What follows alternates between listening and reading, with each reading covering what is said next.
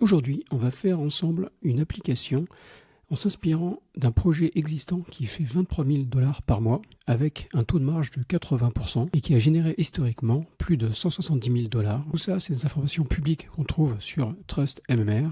Si vous suivez ce tutoriel, en l'espace de moins d'une heure, vous aurez un prototype, une V1 ressemblant à cette application. Et ça sera la première étape vers la construction de votre propre SaaS qui peut générer du revenu. Qu'est-ce que fait Lancer, le projet dont on va s'inspirer aujourd'hui? Donc, c'est un SaaS qui permet aux freelancers sur une plateforme Upwork. Vous connaissez peut-être freelancer.com, il y a plein de plateformes différentes. Et donc, ça permet aux freelancers de trouver des jobs facilement.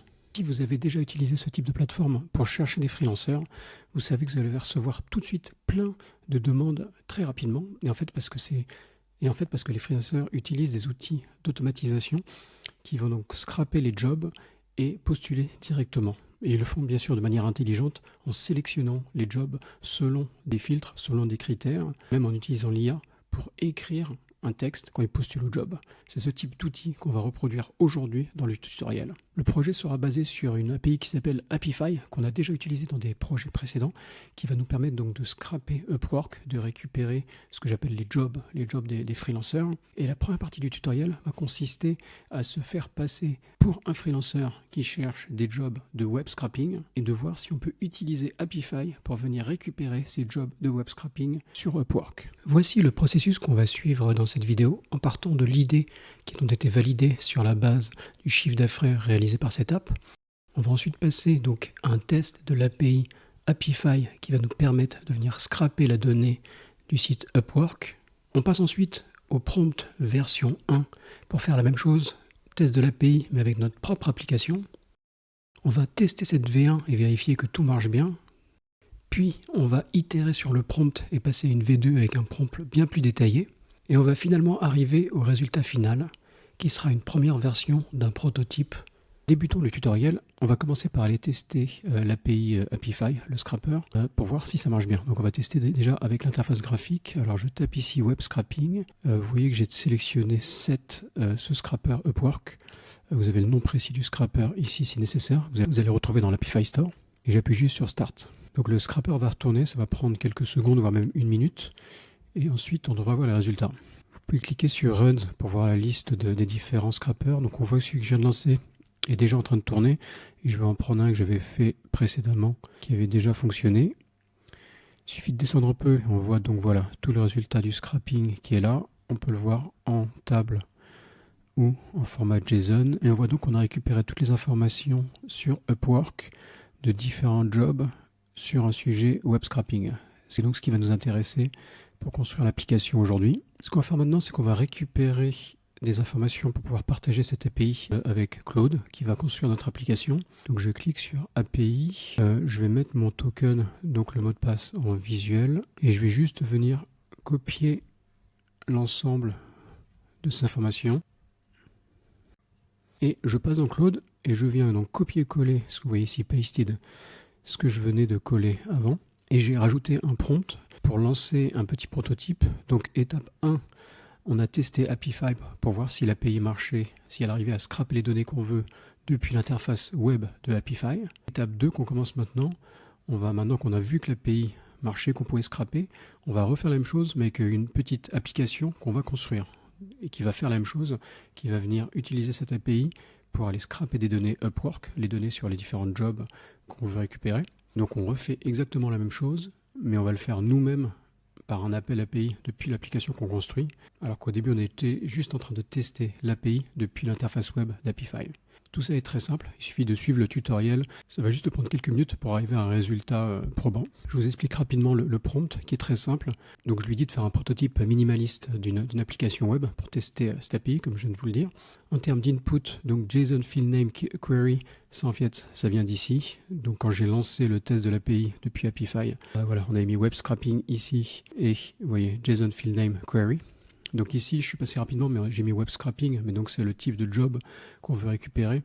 J'aurais pu mettre faire un site web, n'importe quel type de job qu'un freelancer pourrait vouloir faire.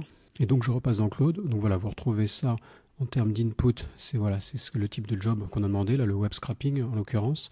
Et l'output, dans l'application qu'on va construire, c'est les résultats retournés par l'API. Donc voilà, tout ce qu'on a vu dans le run de l'API qui avait fonctionné. Hop, le dernier a fonctionné entre-temps.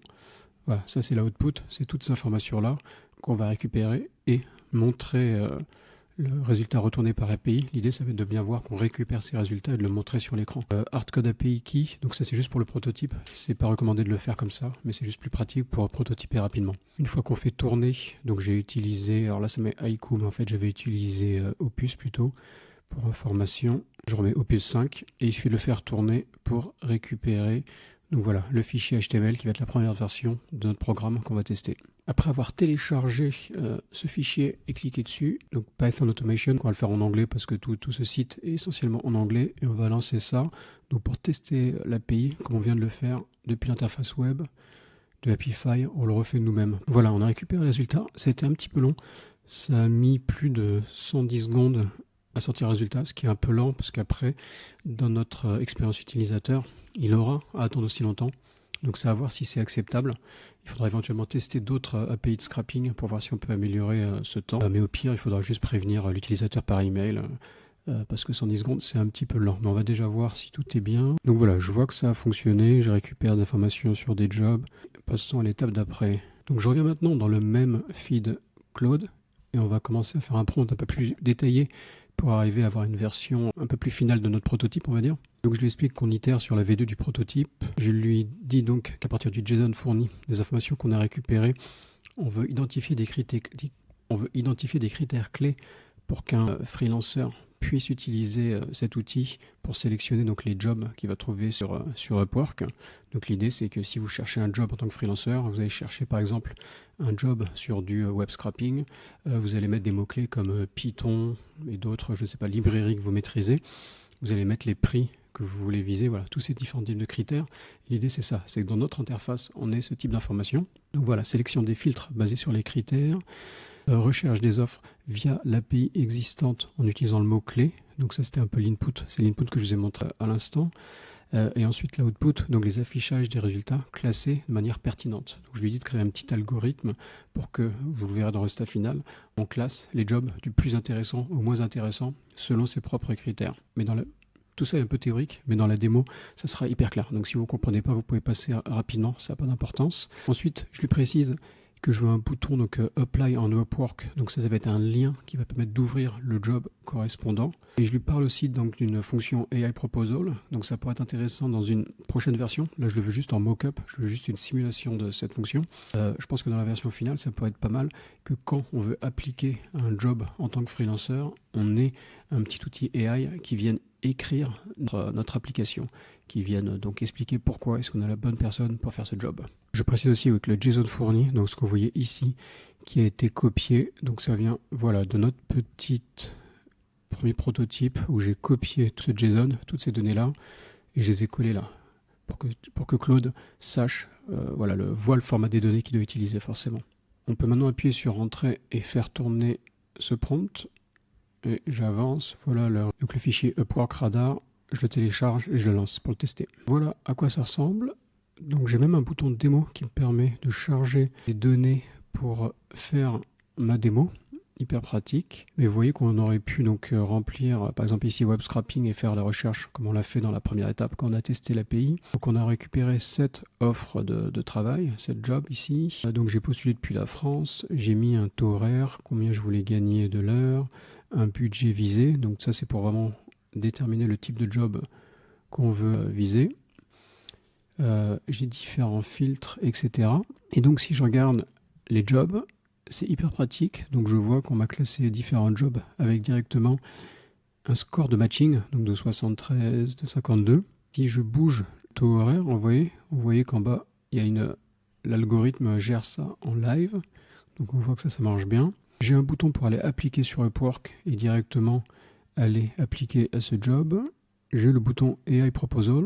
Donc voilà, là c'est une simulation, mais ça permet déjà de voir, de vérifier si ce qu'on veut faire fait sens. Donc voilà, l'AI a rédigé directement une réponse pour appliquer à ce job. Je peux cliquer sur détail du score et donc là je peux comprendre, je vois une analyse de d'où vient ce score Et donc c'est assez intéressant de voir directement que, ok, rémunération, ça remplit à 100% ma demande. Concurrence, super important aussi. Je vois qu'il y a déjà 25 propositions qui ont été faites sur ce job. Donc voilà, je vois quand même plein d'informations hyper intéressantes. En fait, on les retrouve un peu ici, mais là, de les voir de manière graphique, je trouve ça très bien fait. L'intitulé du job est présent ici. Donc voilà, pour un prototype, c'est déjà super intéressant. Il y a seulement plein d'améliorations à faire. Il faut les tester toutes ces fonctionnalités dans les détails pour voir si tout marche bien. Mais pour un premier coup d'essai, c'est vraiment pas mal. On peut classer de différentes manières les différents jobs. Et si je descends ici, voilà, je peux même changer la pondération du score. Voilà, on a fini notre premier prototype. Donc il reste encore pas mal de travail. Comme d'habitude, il y a toute la partie autorisation avec le login, le password, créer une base de données, mettre le site en ligne, etc. Qui doit être faite. Au-delà de ça, c'est pas fini. Il faut encore tester toutes ces fonctionnalités, vérifier que tout marche bien. J'irai même chercher des bêta-testeurs, si vous connaissez des freelanceurs, ou même de poster le projet sur un forum de freelanceurs pour demander aux gens de tester, avoir des feedbacks. C'est hyper important de tester, de voir qu'est-ce que les gens disent de votre application et comment l'améliorer. Et pourquoi pas la lancer en mode gratuit au début pour la tester. Puis assez rapidement essayer de passer en mode freemium, c'est-à-dire d'avoir une petite version gratuite et de faire payer pour des fonctionnalités en plus. Et n'oublions pas non plus bien sûr toute la partie lead generation, génération de trafic, où voilà, il faut faire vivre cette application, il faut trouver du trafic, et ça c'est aussi tout un travail en plus qu'il faut réaliser. Si vous avez besoin d'aide pour faire tout ça, mon email est sous la vidéo comme d'habitude, n'hésitez pas à me contacter. Si vous avez des commentaires, des idées ou des questions précises que vous voulez mettre en commentaire, vous pouvez aussi le faire. Et j'espère que vous avez bien suivi le tutoriel, et je vous dis à la prochaine.